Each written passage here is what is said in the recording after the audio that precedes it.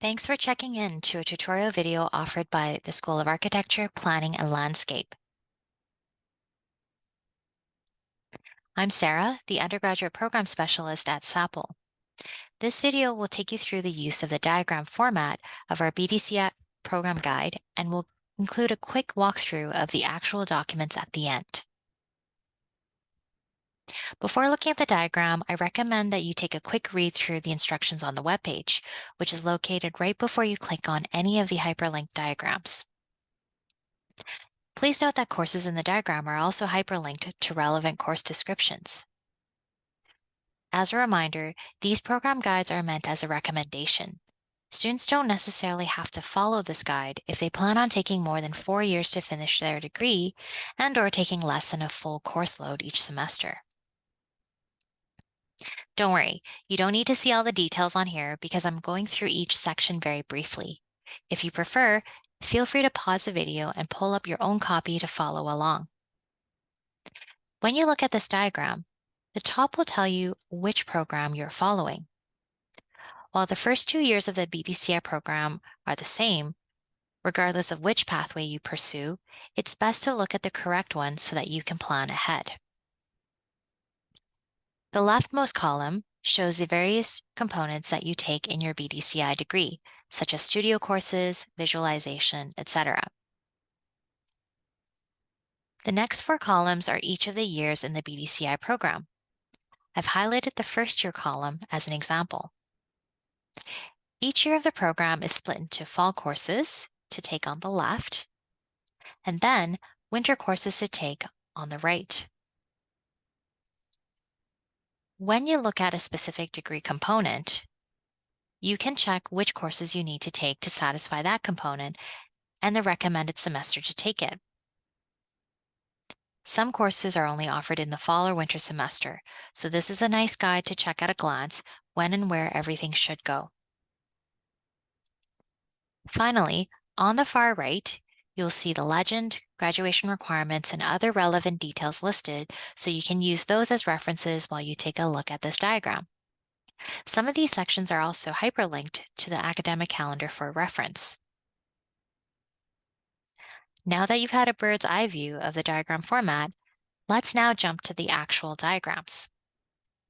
I'm first going to stop sharing, and then just give me just a little bit of time here while I switch my share screen to the PDFs themselves.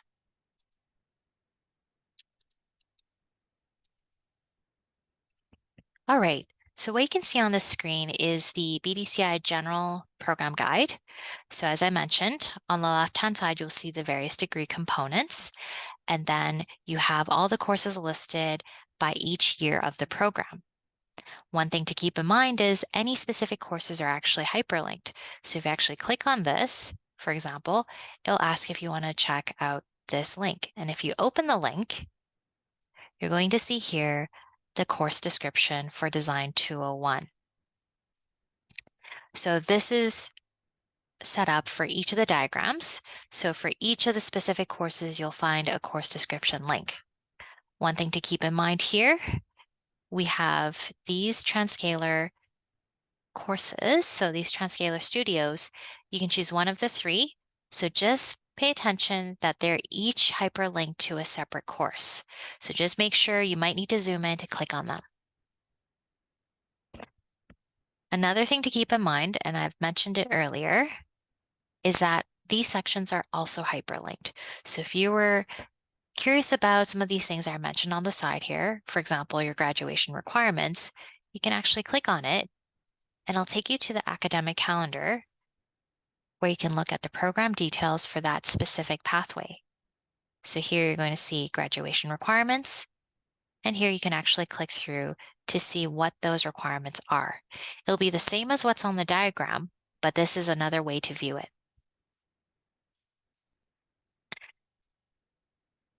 So just to show you the other diagrams, this is the one for the architecture concentration. Very similar setup, a little bit different visually so that you could see the difference between the general pathway and the concentration pathway. Some things to keep in mind is that make sure you zoom in if you need to look at any specific details. For example, here in the concentration pathway, there's a part where you need to apply for the architecture concentration. And similarly here, for the concentration electives, you need to choose 2 out of the 3 listed in this diagram. So there are different parts of this diagram that show you how everything works.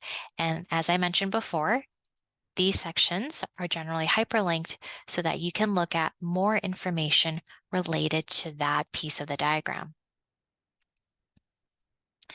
Last thing to keep in mind is this diagram is made to support you understanding your degree progression, not only with what courses you need to take in each semester of each year, but also how everything is connected via prerequisites. So these gray lines right here actually show how you move from one course to another. So to take Design 203, you need to first finish Design 201.